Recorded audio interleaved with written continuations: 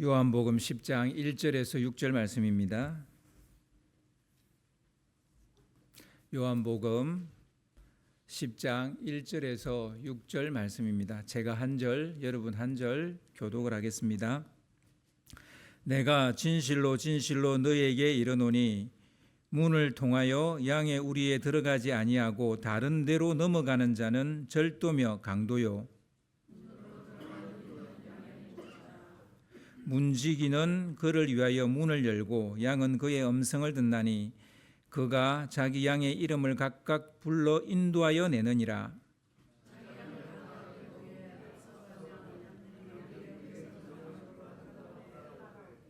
타인의 음성은 알지 못하는 고로 타인을 따르지 아니하고 도리어 도망하느니라.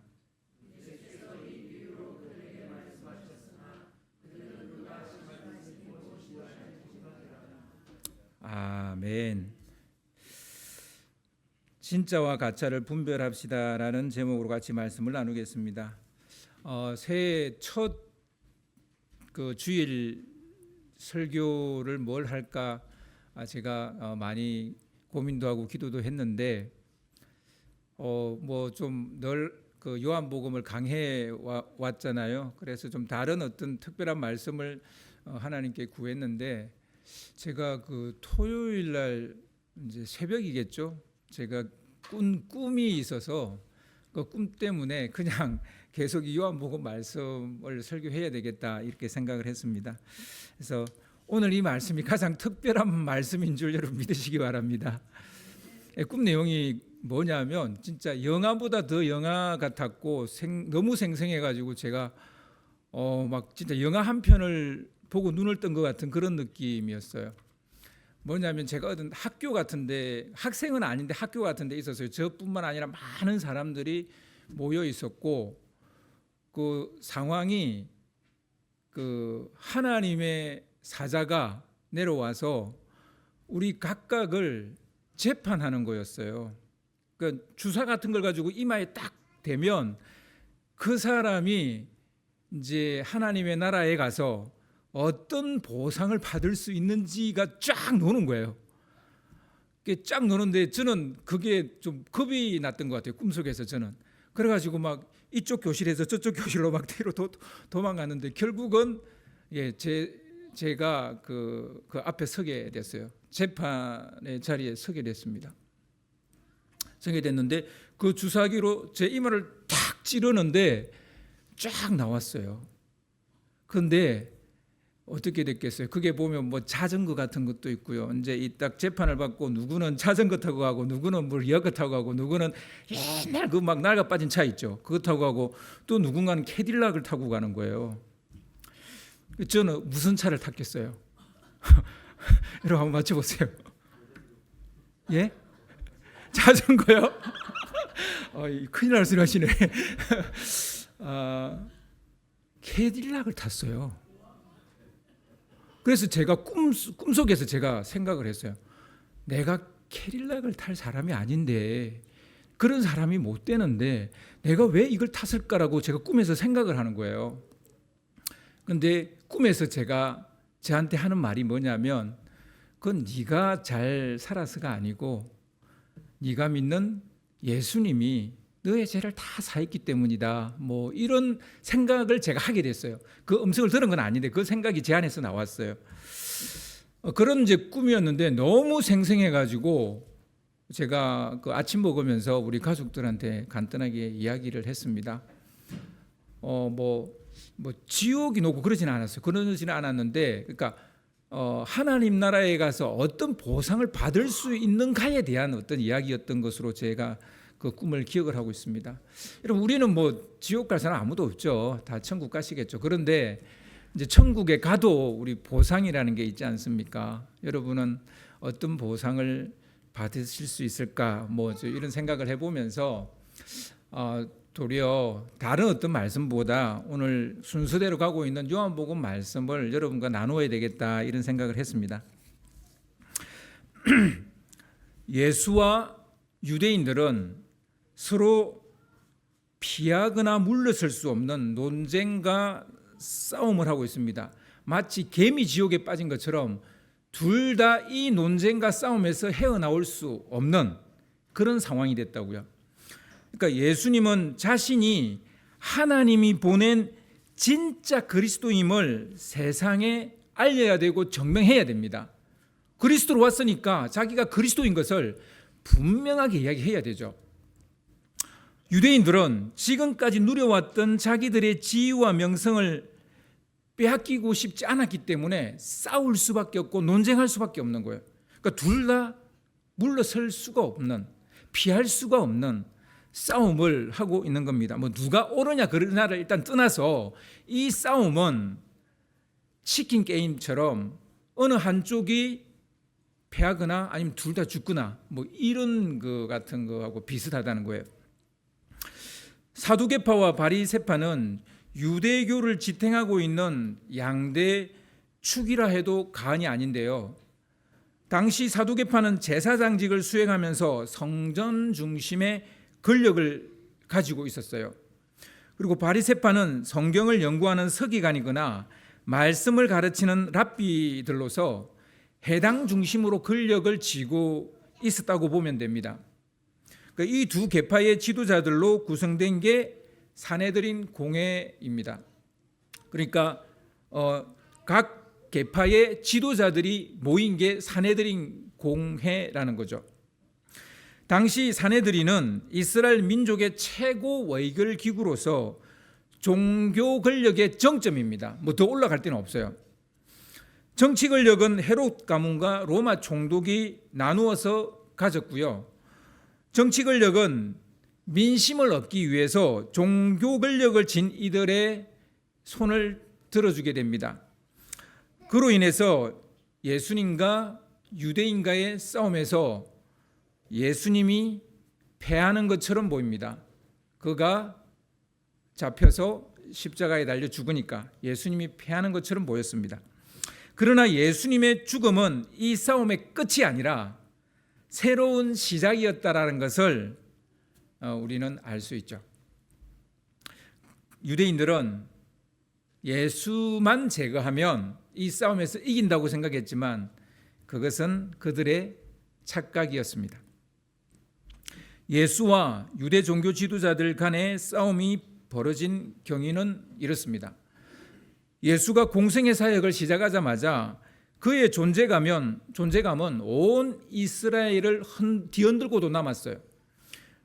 그는 온갖 병자들을 고친다더라. 실제로 고쳤고요. 귀신을 쫓아낸다더라. 실제로 쫓아냈죠. 그리고 죽은 사람들을 살린다 하시더라. 사람으로는 할 수 없는 기이한 일을 행한다 하더라. 물 위를 걸어가시고 폭풍을 잔잔하게 하시고, 그의 가르침은 알아듣기 쉬울 뿐만 아니라 들으면 그 말씀에 힘이 있더라. 그렇게 말하는 사람도 있고, 귀에 착착 달라붙는다라고 말하는 사람도 있고, 그는 죄인이라고 낙인 찍힌 이들을 찾아가서 그들과 같이 먹고 마시더라. 그는 늘 약자 편에 서고 우리의 문제를 해결해 주시더라. 그는 자신이 하나님이 보낸 자라고 그렇게 주장하는 사람이라 하더라. 이런 말들이 그냥 카드라가 아니라 실제 그랬죠. 이런 소문들이 파다하게 퍼져나갔습니다. 온 이스라엘에 퍼져나갔습니다. 이런 소문을 듣고 어떤 사람들은 일부러 그를 찾아오는 거예요. 이런 소문을 듣고 안 찾아갈 사람이 누가 있겠습니까? 일부러 찾아오는 거예요. 그리고 절기를 지키려고 예루살렘에 올라간 사람들은 대놓고 성전에서 예수를 찾는 거예요. 제사장의 가르침이나 바리새인의 가르침을 들으려 하지 않고 예수의 가르침을 성전에서 들으려고 한다는 거예요. 갈릴리뿐만 아니라 유대와 예루살렘에서도 예수의 인기와 명성은 하늘을 찌를 듯 했습니다. 여러분도 잘 아시다시피 이런 기이 현상을 보고 불편해하는 사람들이 있는 거죠. 오랫동안 종교 지도자로서 그 자리를 지켜온 사두개인들과 바리새인들이 그들입니다. 그들의 눈에 예수는 자기들이 쌓아온 자리와 명성을 위협하는 존재로 느껴졌던 거죠. 유대인들은 가만히 앉아서 지금까지 쌓은 명성과 누려온 영광을 빼앗길 수는 없었던 겁니다.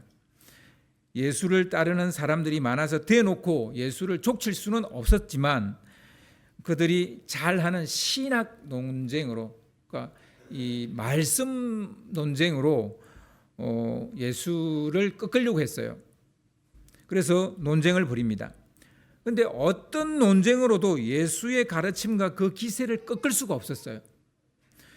말로 꺾을 수 없다는 것을 알게 되자 그들은 뒤로 그를 죽일 음모를 꾸미게 되는 거죠. 그러니까 음모라는 건 드러나게 하는 게 아니죠. 뒤에서 하는 거죠. 그러니까 뭔가 정식적인 절차를 밟거나 법적 절차를 밟는 게 아니라 그냥 무조건 결과부터 정해져 있죠. 죽이기로 결정하고 그게 맞는 뭔가를 찾아내는 거죠. 그게 음모죠. 하지만 예수를 따르는 무리가 너무 많고 그를 선지자나 하나님이 보낸 자로 믿는 자의 눈이 너무 많았습니다. 사정이 이렇다 보니 드러나게 함부로 예수를 어찌하지 못했죠. 하지만 시간이 흐르면 흐를수록 그들의 생각은 확고해져만 갑니다. 이대로 밀리면 지금까지 쌓은 모든 것을 잃을 수도 있겠다는 생각, 그런 생각은 더 강해지는 거죠. 그들은 눈에 불을 켜고 예수가 눈을 뜨게 해준 맹인을 신문하고 치조하고 회유합니다. 왜 그랬겠어요? 할 일이 없어서? 아니요. 사활이 달린 문제예요. 그러니까 유대인들에게는 그들의 사활이 달린 문제라고요. 그러나 눈을 뜨게 된 그 사람은 끝까지 자신을 고쳐준 그 사람, 예수죠. 예수를 저버리지 않는 거예요. 위협과 급박에도 불구하고 회유되지 않는 거예요. 별의별 수를 다 써도 소용이 없자 바리새인들은 그를 유대교에서 출교시켜 버립니다. 피도 눈물도 없는 인간의 욕심이 여기에서 보이죠. 양의 탈을 쓴 이리 때인 거죠. 이 바리새인들과 사두개인들, 이 종교 지도자들은 양의 탈을 쓴 넋된 거죠. 일인 거죠. 누가 봐도. 맹인이었다가 보게 된 사람이 출교당했다는 소식을 예수님이 듣고 그를 다시 찾아갑니다. 그리고 그를 격려하고 그의 영혼까지 구원해 주십니다. 지난번에 우리 설교로 나누었죠. 우리가 구원을 받는 것이 그냥 어느 한순간에 탁 이렇게 되는 게 아니라 먼저 이렇게 몸의 치유도 일어나고 끝까지 내가 예수를 찾고 그 예수를 붙잡을 때 이런 구원의 은혜가 일어날 수 있는 거죠. 이 일을 하신 후에 예수님은 바리새인들에게 드디어 작심 발언을 하십니다. 그 질타 방식은 비유입니다. 예수님은 그 당시에 종교 지도자들을 질타할 때 비유를 많이 사용하십니다. 바로 오늘 설교 본문이 바로 그 비유인데요. 두 종류의 양치기가 있다고 말을 합니다. 두 종류의 양치기.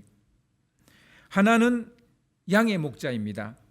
그리고 다른 한 부류는 절도와 강도입니다. 이들을 이렇게 부르는 이유는 왜 한쪽의 양치기라고, 즉 양의 목자라 하지 않고 절도와 강도라고 말을 할까요? 그것은 그들은 양을 치는 것처럼 보이지만 실은 도둑질하고 죽이고 멸망시키기 때문입니다. 양을. 딱 봐도 당시 종교 지도자들을 두고 하는 말이죠. 그죠? 예수님은 양의 목자는 선한 목자라는 말로 비유 해설해서 말해줍니다. 그리고 이 절도와 강도는 비유 해설해서 싹군이라고 그렇게 설명을 답니다. 이렇게 두 양치기가 있는데 그 둘을 이렇게 나누어 놓습니다. 그리고 이 둘의 차이를 예수님께서 하나하나 이제 이야기하시는데요. 첫 번째 그 차이는 양의 우리에 출입하는 방식이 다르다는 거예요. 양의 우리에 출입하는 방식. 양우리는 우리가 사는 세상을 비유한 거예요. 우리가 사는 세상. 그러니까 양의 목자는 문을 통하여 양의 우리에 들어갑니다. 그러니까 문지기가 허락해 줬다는 말이죠. 그러니까 우리로 들어갔다 나왔다 할 수 있는 건 그 양 우리의 문지기가 허락해 줬다는 거죠. 여기서 문지기는 하나님을 비유하는 거죠. 예수님은 하나님이 허락하신, 하나님이 인정한 목자인 거죠. 그래서 예수님은 자신을 선한 목자라고 말을 합니다. 하나님이 인정한 목자이기 때문이죠. 그 정통성을 가졌다는 거예요. 그러니까 이 세상에 와서 이 세상 사람들을 가르칠 수 있는 정통성을 가졌다는 거예요. 하지만 절도와 강도는 문이 아니라 담을 넘어 들어간 자들입니다. 문지기가 허락하지 않았기 때문에 이들은 월담한 거죠. 그러니까 하나님이 인정한 교사가 아닌 거죠. 그러니까 월담에 들어가서 그들을 가르치는 흉내를 내고 있는 거죠. 그러니까 정통성이 없는 자들입니다. 예수님은 하나님이 보낸 자이지만 바리새인들은 자기 이익을 위해서 스스로 그 일을 하고 있는 자들입니다. 그래서 누가 양의 목자입니까? 예수님이죠. 누가 절도고 강도입니까? 바리새인들과 사두개인들이죠. 이 둘의 두 번째 차이는요, 양이 알아보느냐 알아보지 못하느냐로 나뉘어집니다. 양은 목자의 음성을 안다고 합니다. 누가 가짜 목자인지, 누가 절도고 강도인지 양은 알아차린다는 거예요. 그러니까 양은 목자의 음성을 듣고 자기 목자인지 아닌지 압니다. 그리고 타인인지 아닌지도 압니다. 그러니까 양이 알아보지 못하는 목자는 목자가 아닌 거죠. 지금 백성들은 모두 예수를 따릅니다. 바리새인이나 사두개인의 말을 들으려고 하지 않습니다. 그럼 누가 진짜겠어요? 예수님이죠. 이 둘의 또 세 번째 차이는 목자가 양을 알아본다는 겁니다. 그러니까 양도 목자를 알아보지만 목자도 양을 알아본다는 거예요. 진짜 목자는 양의 이름을 알고 있습니다. 이름을 안다는 건 그 사람을 안다는 거죠. 이름을 불러서 양을 밖으로 이끌어내고 그들을 푸른 초장으로 이끈다는 거죠. 예수님은 누구를 만나든 가르쳐주는 이가 없어도 그 사람의 이름을 알고 부릅니다. 여러분 성경 복음서를 이렇게 자세히 보시면 아시겠지만 예수님은 시몬을 부르죠. 빌립과 나다나엘을 부르죠. 삭개오를 부르고 레이를 부릅니다. 마르다와 마리아를 부릅니다. 막달라 마리아를 부릅니다. 나사로를 부릅니다. 이름을 부른다는 것은 그 존재 가치를 인정한다는 말이에요. 우리 한 사람 한 사람의 그 존재의 가치를 인정한다는 거죠. 그러나 가짜 목자는 우리의 이름을 모를 뿐더러 부르지도 않는다는 거죠. 양을 귀하게 여기는 것이 아니라 자기 이익을 위해서 양들에게 다가온다는 것입니다. 그래서 목자도 양을 알아본다는 거예요. 이 둘의 네 번째 차이는 양을 대하는 태도의 차이입니다. 진짜 목자는 양들을 다 이렇게 밖으로 내어놓은 후에 앞서 갑니다. 그러니까 본이 된다는 거죠. 본이 되는 방법으로 이끈다는 거예요. 그러나 가짜 목자는 뒤에서 후려칩니다. 뿐만 아니라 그들은 양들을 이용합니다. 가짜 목자는 양의 털을 강제로 깎아서 양의 털을 빼앗고 결국 양을 죽입니다. 그러나 진짜 목자는 양을 이리로부터 구하고 꼴을 먹이죠.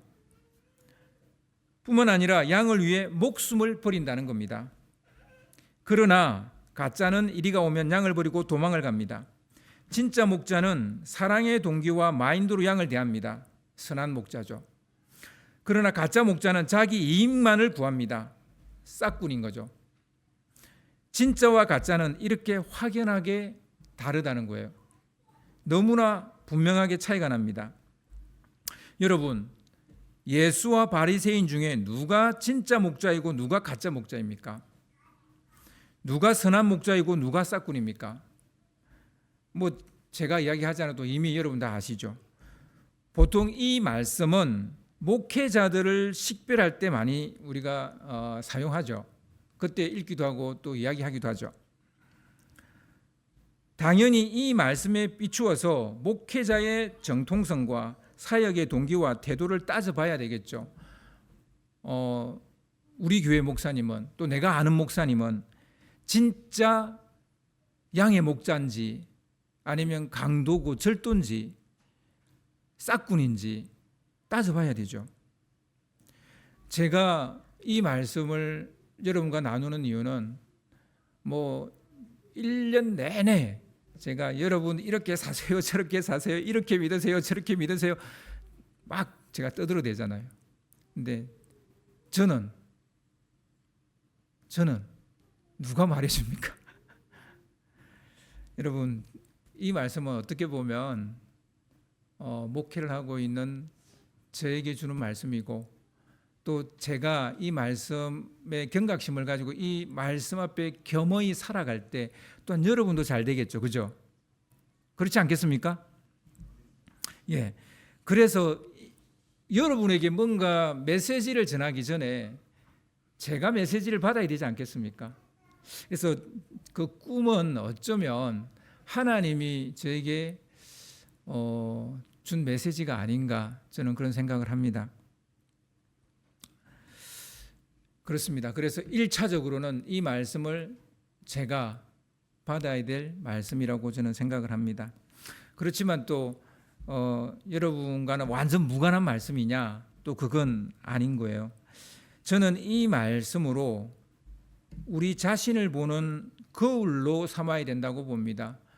뭐 그냥 1차적으로는 목회자들에게 필요한 말씀인 것처럼 보이지만 그것을 넘어서 우리 개인 각자도 나를 보는 거울로 삼는 말씀으로 삼아야 된다고 저는 생각을 합니다. 여러분 거울 앞에 서면 누가 보입니까? 거울 앞에 서면 다 자기만 보여요. 자기 얼굴이 보이고 자기 모습이 보입니다. 목회자에게 비추기 전에 자기 자신을 보는 거울이 있어야 된다는 거죠. 그래서 이 말씀을 뭐 목회자를 비출 때도 쓸 수도 있겠지만 여러분 자신을 보는 거울로도 써야 된다는 얘기를 제가 하는 거죠. 이 말씀으로 나는 진짜 그리스도인인가 가짜 그리스도인가를 물어야 한다는 겁니다. 이 말씀으로 저 목회자가 진짜 목회자냐 가짜 목회자냐도 구별해야 되지만 내가 진짜 그리스도인이냐 가짜 그리스도인이냐를 구별할 수 있어야 된다는 겁니다. 예수님은 자신을 나는 양의 문이다라고 말씀합니다. 양의 문이다. 문을 통하지 않고 양의 우리에 들어갈 수도 없고 나올 수도 없습니다. 이게 무슨 말일까요? 예수님은 양의 문이다. 양 우리의 문이다. 여러분, 이 말씀은요, 모든 계시와 말씀은 예수님을 통해 이해되어져야 되고 해석되어져야 된다는 말입니다. 이 비유를 해석하신 예수님의 말씀 중에 저의 시선을 사로잡은 말씀이 한 구절이 있습니다. 그게 요한복음 10장 7절에서 8절 말씀인데요. 좀 띄워주시기 바랍니다. 우리 같이 두 구절을 같이 한번 읽겠습니다.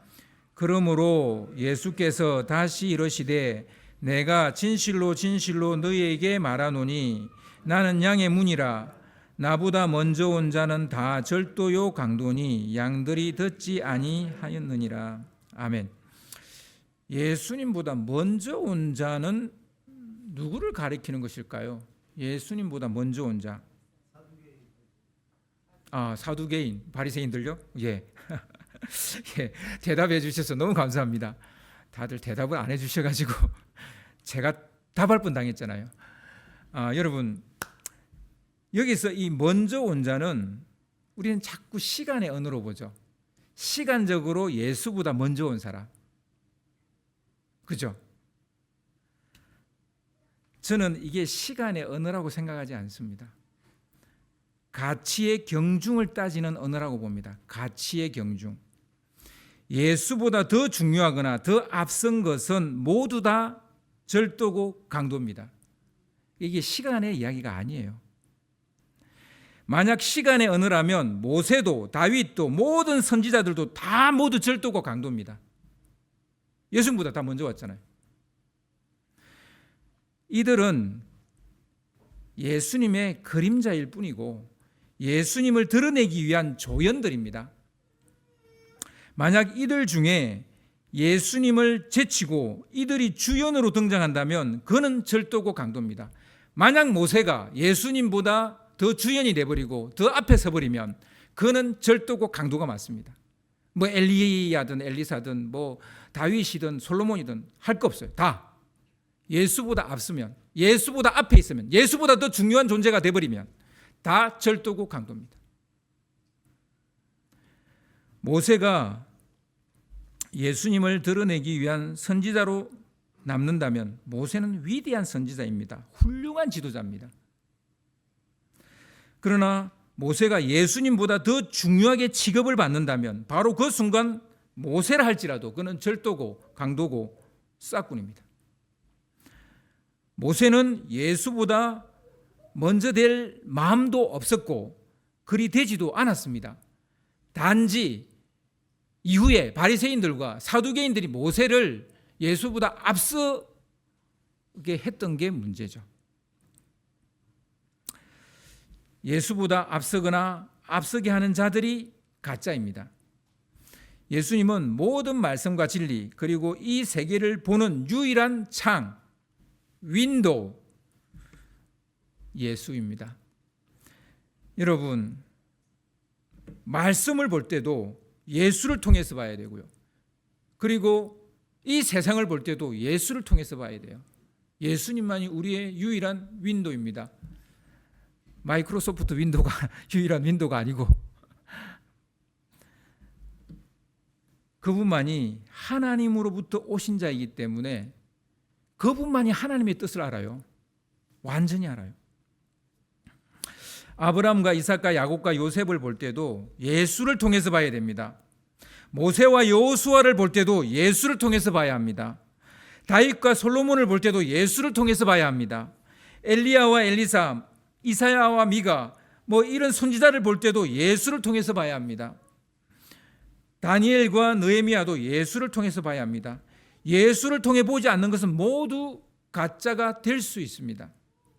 예수보다 앞에 두는 것은 모두 절도요, 강도고 싹군이고 가짜입니다. 내가 예수보다 앞에 있다면 가짜 그리스도인입니다. 자기와 남을 속이는 사기꾼이죠. 여러분, 그리스도인들 중에 사기꾼이 있는 거예요.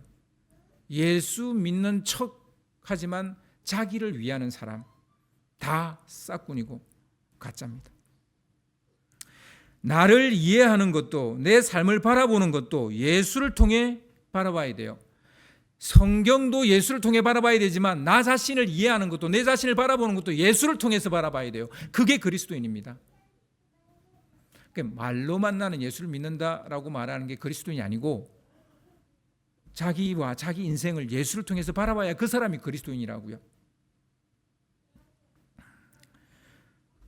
진짜 그리스도인은 예수를 통해 자기를 보는 사람입니다. 여러분은 진짜 그리스도인입니까? 가짜 그리스도인입니까? 진짜 그리스도인이 되려면 예수 그리스도를 통해 들어가고 나오고 해야 됩니다. 즉 세상을 향해 나아갈 때, 다시 세상에서 다시 들어올 때 예수 그리스도를 통해서 들어가고 나오고 해야 됩니다. 왜냐하면 예수가 양의 문이기 때문에. 양의 문, 우리가 양이잖아요. 우리의 문이라고요.